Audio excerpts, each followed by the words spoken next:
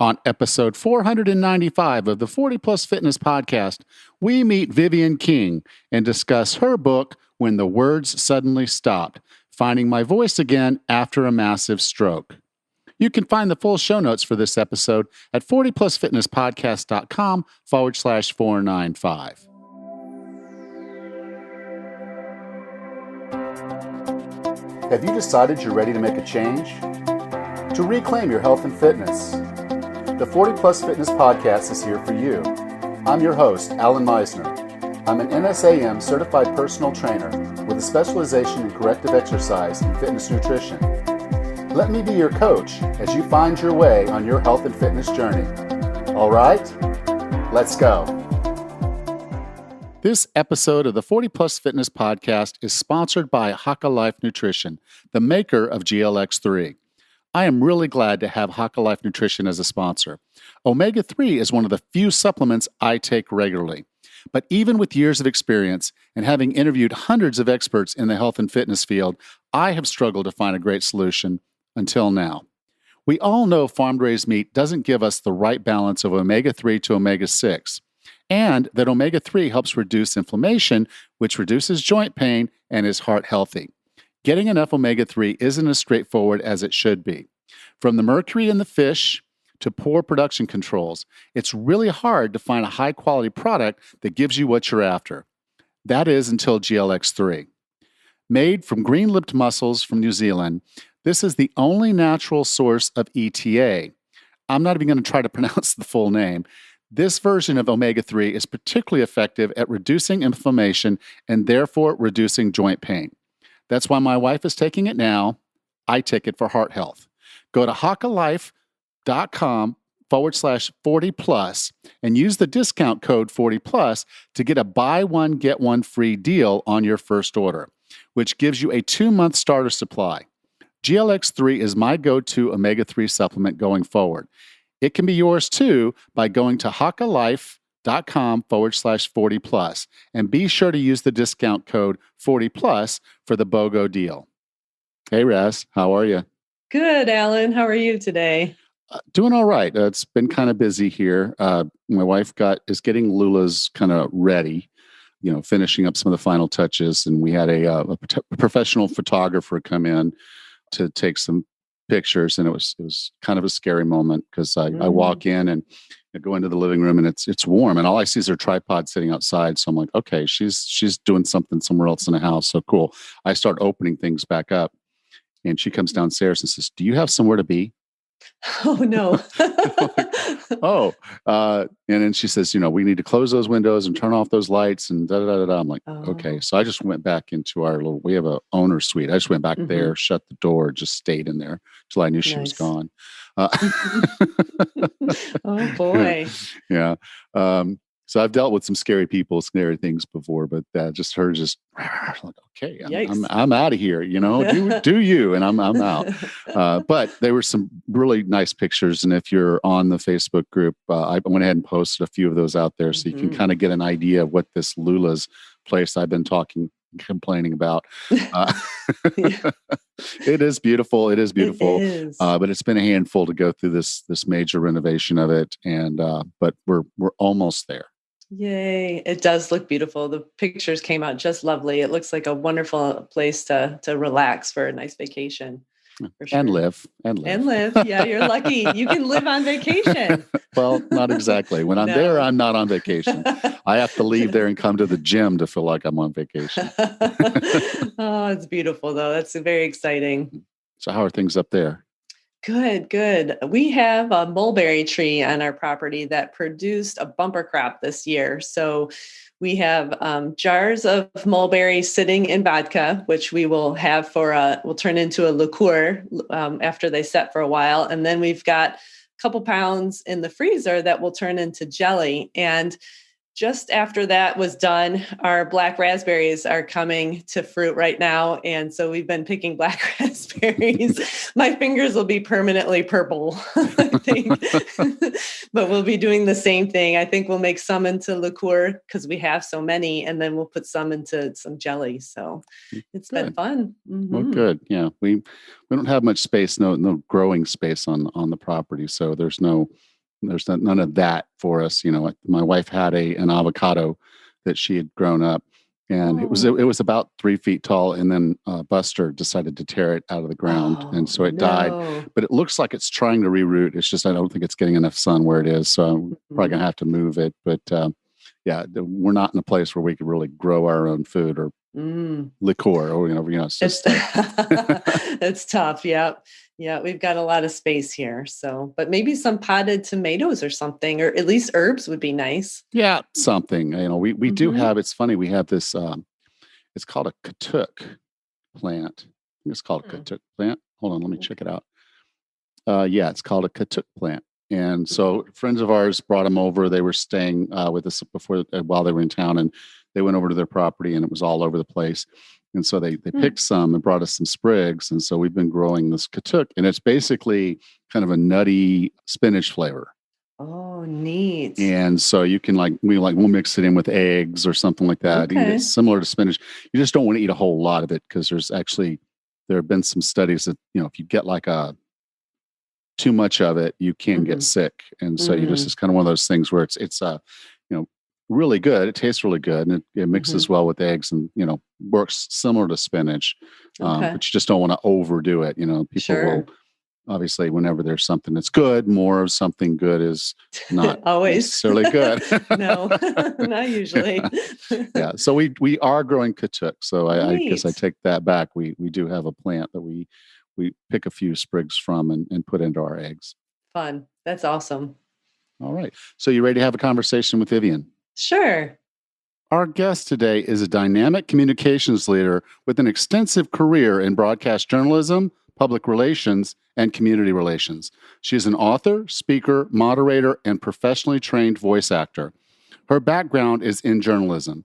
During her broadcast career, she worked at television stations in Alexandria, Louisiana, Tyler, Texas, and Battle Creek, Michigan, before moving to Milwaukee, where she spent more than 10 years at the WTMJ-TV NBC affiliate. A native of St. Louis, she received her journalism degree from the University of Missouri, Columbia. With no further ado, here's Vivian King. Vivian, welcome to 40 Plus Fitness. Thank you so much, Alan. It's so great to be here. Now, I have a connection with you that I didn't share with you before we got on this call, but I was a part. I joined the Author Academy. I didn't do the Elite, but I did do that. I've been to a couple of their conferences and whatnot. Over the, of course, then COVID came and there weren't the live things, so I don't know that I'm going to get back to their next one when they do the next live one, but. It was just, I saw that your book was from them, and interestingly enough, and I'll tell you tell anybody that's publishing their own book, because you are self-published with them, is that if you don't make it easy for me to find you, I can't ask you to be a guest on the podcast. So when someone has a book, and I'm not going to say independently, you work with a group that helps you, but you get the book published, and so many people will be published that way, and then I start searching for them all over the internet, and I can't find anything. But you made it easy for me to find you. And I'm really happy and glad, because this topic we're going to talk about today. Your book is called When the Words Suddenly Stop, Finding My Voice Again After a Massive Stroke. I've actually had feedback from listeners asking me to have this topic. And so I've been looking for a book on stroke and recovering from stroke.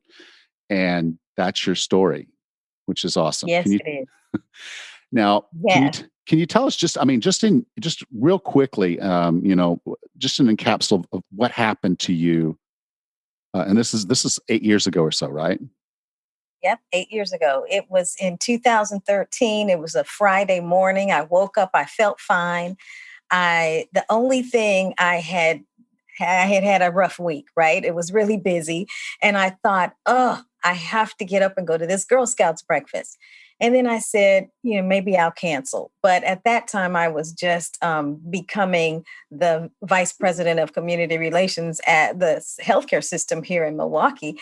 And I would fill tables, and I would hate when people canceled at the last minute. And of course, in my heart, I knew this was really not a good reason. So I said, I've got to get up and go.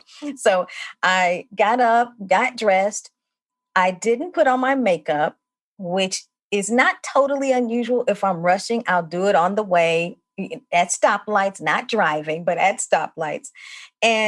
But I will, and if I don't finish, I'll finish when I get to my destination. Well, I completely forgot to do that. I think in hindsight, I think the episode was starting, but I got to the breakfast, basically got in, sat down at my table. Someone asked me if I was okay, and I said yes, but they said, you need something to eat, probably. They gave me something to eat, and that's the last thing I remember for 10 days nearly, because I collapsed from a seizure. I was rushed to the hospital.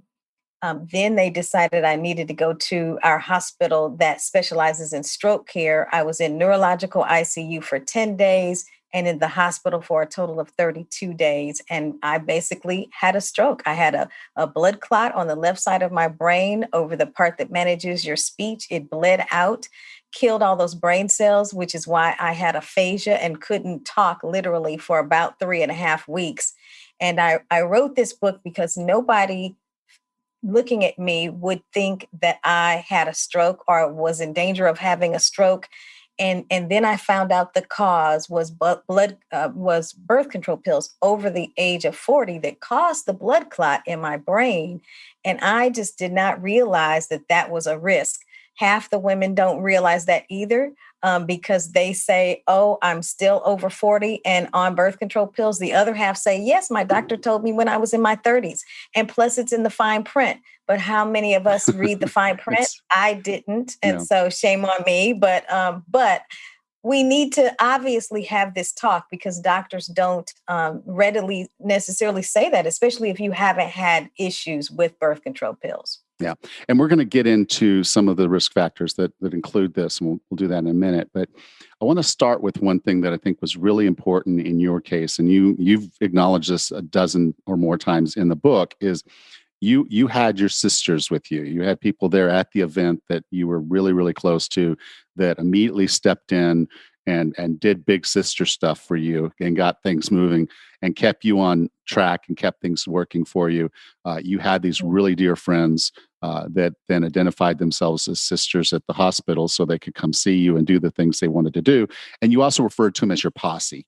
I think it's really important for us to have that in our lives, but a lot of people don't have that kind of support. And when you have an event like this, you've got to kind of be ready for it. And in your case, you had developed these wonderful relationships, but had a nurse said, no, I need to see that you're actually her sister, some of those things might not have happened. So can you kind of talk a little bit about the sister stepping in, and then, what that looked like from you from a support perspective?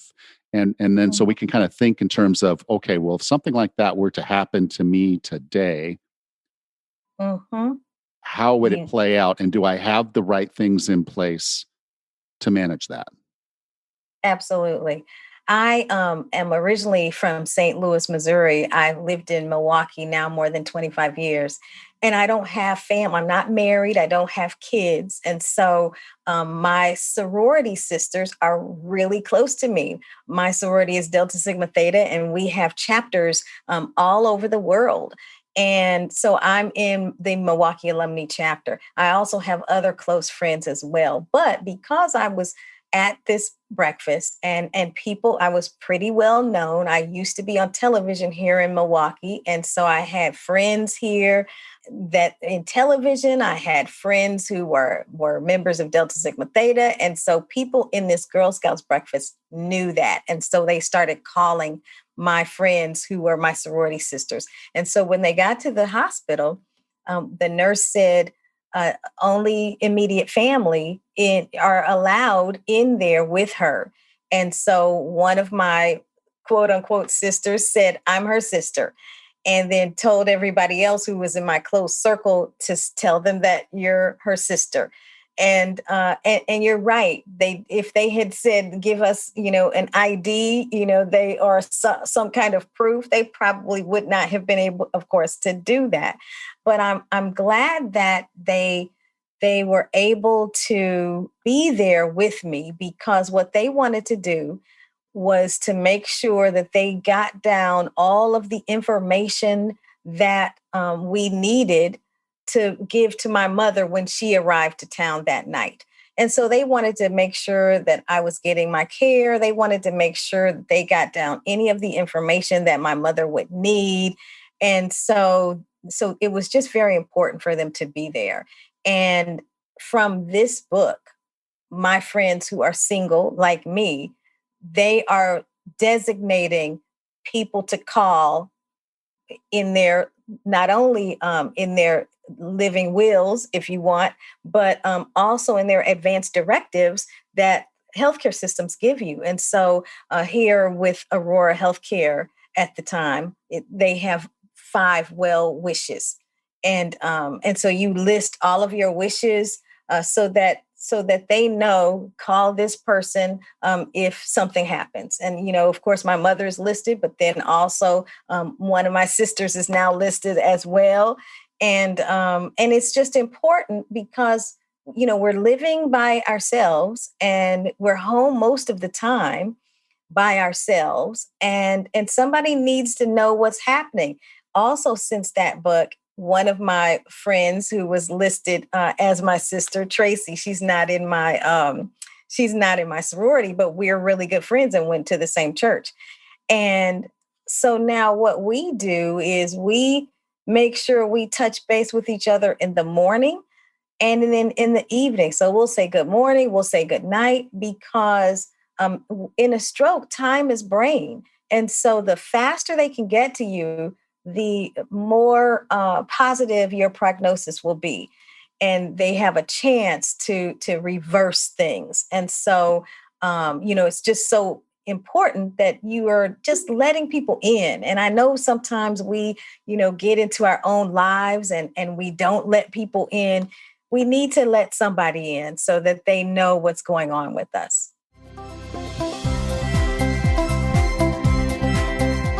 This episode of the 40 Plus Fitness Podcast is sponsored by Haka Life Nutrition, the maker of GLX-3. You know the benefit of omega-3, reduced inflammation, which helps with joint pain and heart health. And you know you're probably not getting enough from your diet. But then you read about the mercury in fish, or how the fish oil supplement you bought at Costco or Walmart might be oxidized and rancid. Not good.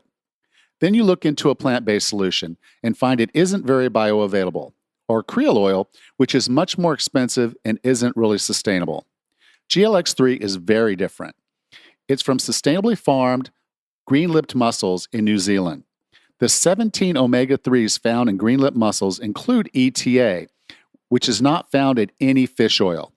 What is ETA?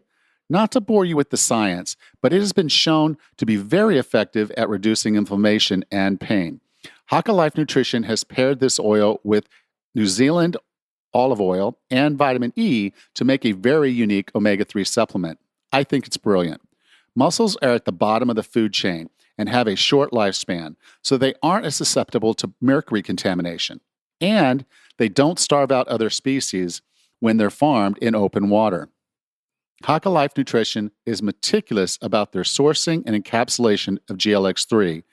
Each bottle is traceable all the way back to the place, date, and time of harvesting to ensure you get the best quality omega-3 product on the market. They offer a full 90-day guarantee. Go to hakalife.com/40 plus and use the discount code 40 plus to get a buy one, get one free deal on your first order, which gives you a 2-month starter supply. GLX-3 is my go-to omega-3 supplement going forward. It can be yours too by going to hakalife.com/40 plus and be sure to use the discount code 40 plus for the BOGO deal.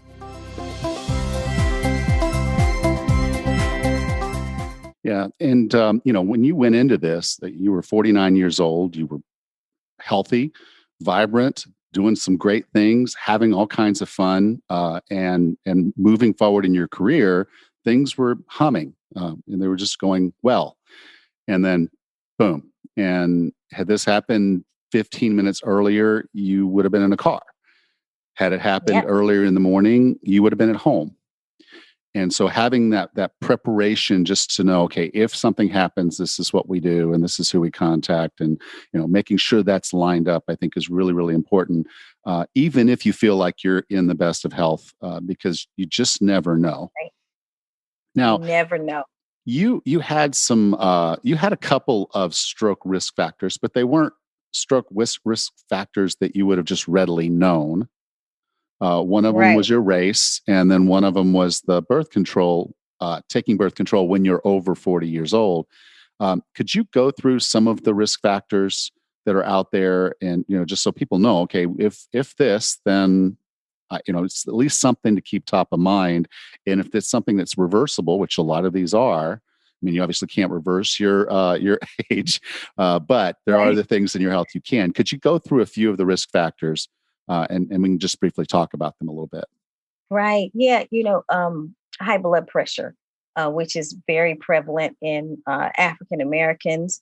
High blood pressure is one of the risk factors. So you really want to keep your blood pressure regulated. I don't have high blood pressure, and I didn't then, and still don't. And so everybody would ask me, oh, you have high blood pressure, and I said, no, I don't. So high blood pressure is huge, and a lot of people have to take medication, but you can lower your blood pressure with exercise, et cetera. And if you have a history of high blood pressure in your family, you probably do have to go to medication. But a lot of these things can be mitigated with exercise and eating healthy and that sort of thing.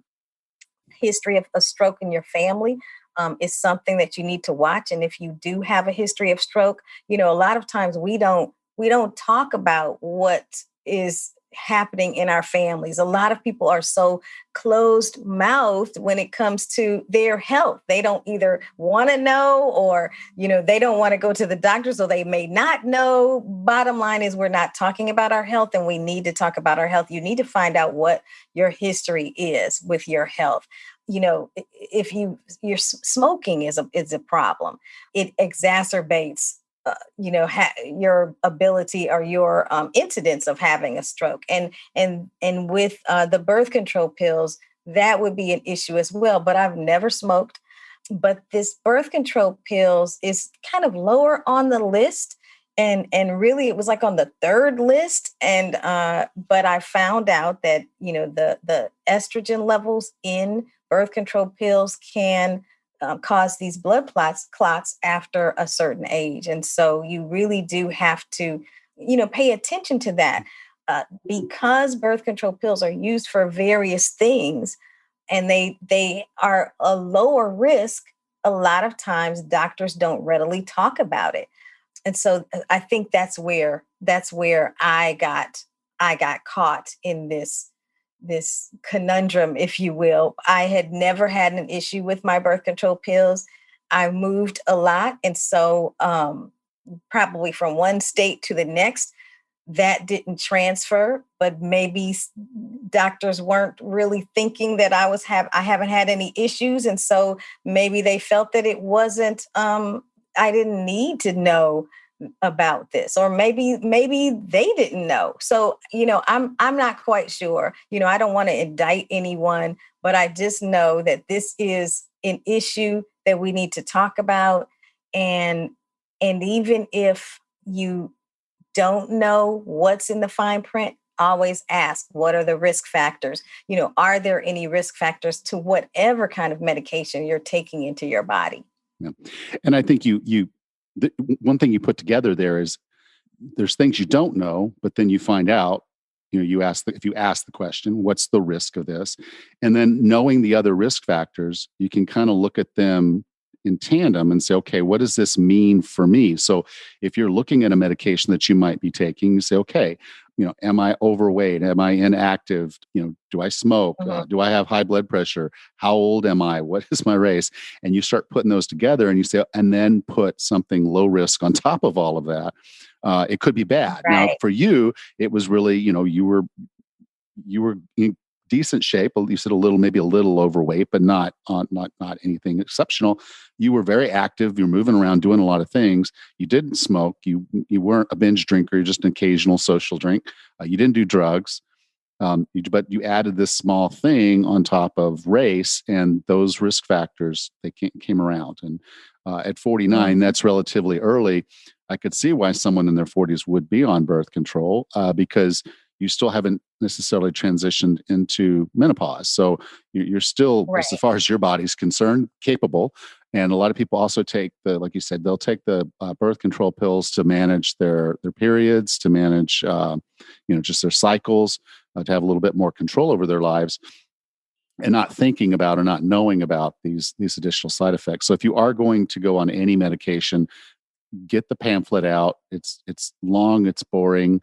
It'll probably take you a few nights to read it. You'll fall asleep a few times, but ask your doctor, and then, just do a little bit of basic research. It's not that you're going to be Dr. Google or anything, but just get out there and say, if my doctor's prescribing something that I'm going to put in my body, I need to know what this does, not just what it's going to do for me, but what it could do to me. Absolutely. Absolutely. And one of my friends also said to maybe even talk to a pharmacist or a pharmacologist, because a lot of times, doctors know their specialty, but they don't always necessarily know, how medications interact with other medications. And so a pharmacist and a pharmacologist is really more in tune with those things. And so, don't be afraid to talk to the pharmacist or the pharmacologist. Yeah, they actually have a little booth. In most pharmacies, when you go in there, there's a little consultation, little booth. You can go over there, and they'll stop what they're doing and come over and have that conversation with you. So good tip there. Now, there are different kinds of stroke. And I guess as an individual that hasn't had a stroke or had a family member with a stroke, I guess my grandmother had one. She's relatively young when she had hers. I wasn't even around yet, but there are different types of stroke. Could you talk a little bit about the different strokes, and then kind of how yours was unique? Right. So there are three kinds. There's an ischemic stroke.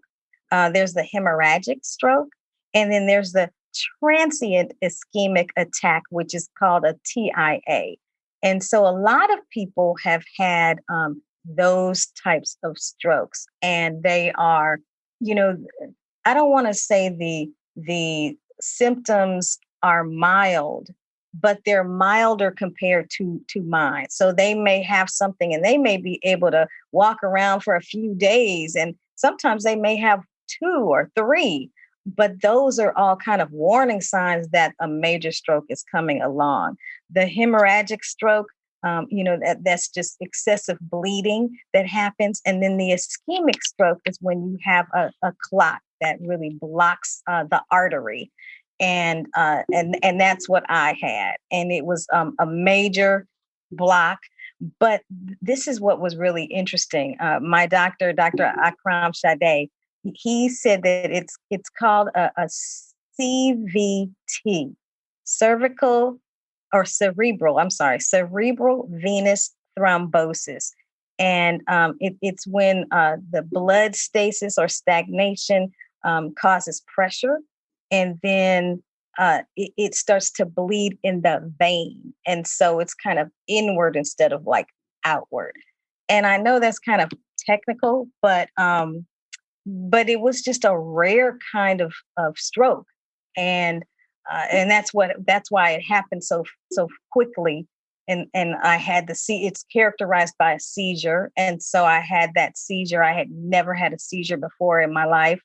I had 2 on that day, one at this breakfast, and then they had to stabilize me because I had another one once they put me into the ambulance. So I had 2 in one day.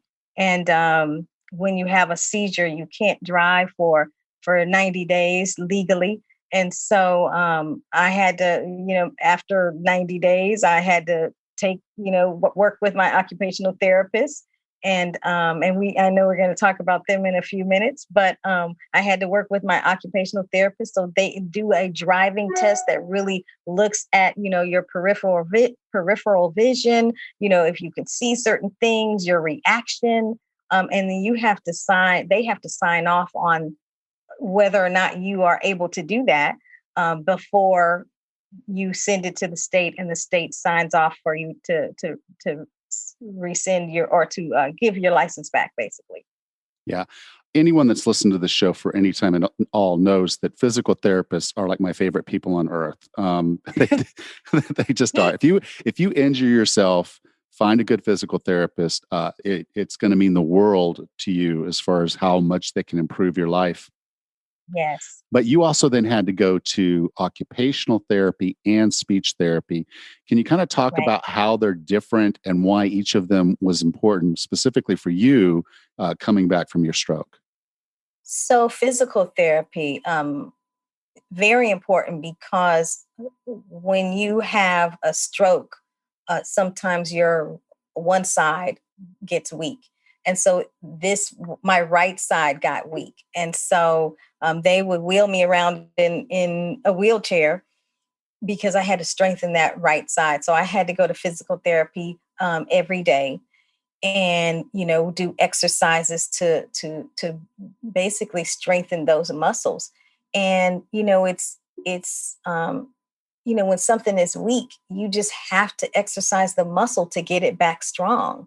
And so physical therapy is so key. And I think we take our therapists, and we take what we do every day for granted. And I just learned through my experience in the hospital that therapists are angels. My nurses and my therapists in particular were angels, because every day we would work on something. And if I, wasn't doing well, they would say, we'll work on that tomorrow. Let's work on something else. They're just extremely positive, just so positive. And so physical therapy just strengthens your muscles back so you can use what you've always used um, in the future. And then occupational therapy is really the therapy that helps you do your everyday activities, that allows you to cook, that allows you to, get dressed in the morning. And so because I was out of it for nearly 10 days, I, needed to shower, I needed to brush my teeth, I needed to cook, I needed to get organized. And so all of those things come in come in the help that an occupational therapist gives you. I remember being in the hospital, and the occupational therapist took me to this shower stall, to help me get dressed and showered. And then when we came back, she says, okay, go in and brush your teeth. I tried to brush my teeth. I, was doing what I normally do. And then when it was time for me to spit the contents out, I didn't know what to do. I opened my mouth, but I didn't know the function of actually spitting it out. And she said, Vivian, you have to spit it out. You have to spit it out. And I thought to myself at that time that, oh, I probably should have known this, but I went ahead and spit it out. But just the the damage that the stroke had done had taken away my ability to remember all of the actions and functions that my body had done up until that point my whole life. And so occupational therapists help you get back into your normal routine of life, whatever that may be. And then, of course, there was the speech. That was the most impacted of my abilities. And so I had to do that twice a day. And so I had to learn how to write again. I had to learn how to speak. I had to learn organization. The speech therapist also kind of gives you exercises to do, to say, what would you do first? What would you do second? What do you remember from this sheet with these pictures on it? And so all of that kind of works together to get your mind back into the organizational habit that it's been in for your entire life. So I too love them, just like you love Good. therapists. And you did your work, and I think that's the core of this. You did it, you kept doing it, and even when you were out, you went back to your appointments, you got your work done, and as the result, you were able to go back to work. And after going back to work and working your way in, now I guess it's as of 2015, you are I don't think I call it stroke free, but fully recovered. Hmm. Absolutely. Okay. Yes, my doctor told me that, my chances of having another stroke, 0.1%. So I think that's pretty good. Yeah. I would put some money on that one. Yeah. I'm not on any prescribed medications, but I do still take a baby aspirin each day. But that's but it's not prescribed. But that's what they want me to do, just to, regulate my blood and the thickness of my blood. Vivian, I define wellness as being the healthiest, fittest, and happiest you can be. What are 3 strategies or tactics to get and stay well? Exercise, movement. And I know sometimes I have a lot of friends who, joke about, oh, you won't find me on the treadmill. It doesn't have to be the treadmill. Walk outside. I'm in Wisconsin. And so, it's kind of cold in the winter, but in Just a the little. spring and summer, get out there. I'm right on Lake Michigan. I like to walk along Lake Michigan. Instead of saying, hey, let's go out for drinks, hey, let's go for a walk. We get one with nature, and we're getting some exercise in and chit-chatting, with our friends. And so it could be dancing. I was in this dance competition, and I actually we danced like every day for hours when I was getting ready for the competition. And I lost like 15 pounds leading up to that competition. Now I've gotten a few pounds back, but it's still, you can do dancing, you can do walking, you can do just whatever. Biking, a lot of people like biking, swimming, anything that gets you moving. And that's fun. You want it to be fun. Just do that. But taking a walk, we all can take a walk. And if we keep taking a walk and walk a little farther, we could walk farther the next time. It's building up those muscles. So that's one thing. I think one thing that I do, I chat with my creator every morning. And so I wake up and I just, want to make sure that I'm grateful for the things that are in my life. And so just to me, thanking God for all of the blessings that I have. Number one, sparing me on October 25th, 2013, so that I could be here and tell this story and share this information, because he gave me the gift of communication. I just thank him for that. I thank him for my friends. I thank him just for all of the blessings that, all of the positive things that are in my life. You need to be connected to your core. And I would say also having friends, some people may not be as social as I am. I'm not as social as some other people that I know. But if you have someone that you can call, whether it's a family member or a friend, connect with people, because you'll find things to be grateful for just with that relationship. So those are just 3 things that I think you just need to have in your life so that you can live a happy, healthy existence. Thank you, Vivian. If someone wanted to learn more about you and your book when the words suddenly stopped, where would you like for me to send them? Send them to vivianlking.com. If you go there, you can connect with me on my social media. You'll be able to just click and follow me either on Facebook, Instagram, Twitter, or LinkedIn. You can also learn about the book there. I also have a link where if you would like to get the book, you can link to Amazon, you can link to Audible. And so you can just find anything at vivianlking.com. You can also email me and we can have personal conversations, and you'll be able to find whatever I'm doing on vivianlking.com. Okay. You can go to 40plusfitnesspodcast.com/495, and I'll be sure to have those links there. Vivian, thank you so much for being a part of 40 Plus Fitness. Thank you so much for having me. It's just been a pleasure. And I'm glad I made it easy for you to find me. Terry Oberbrunner would be really excited about that. And you know what? You talked about the conference. The next conference is coming up this October. So I would love for you to see it. I'm going. So I hope you'll be able to go too, Alan. I'll see what I can do.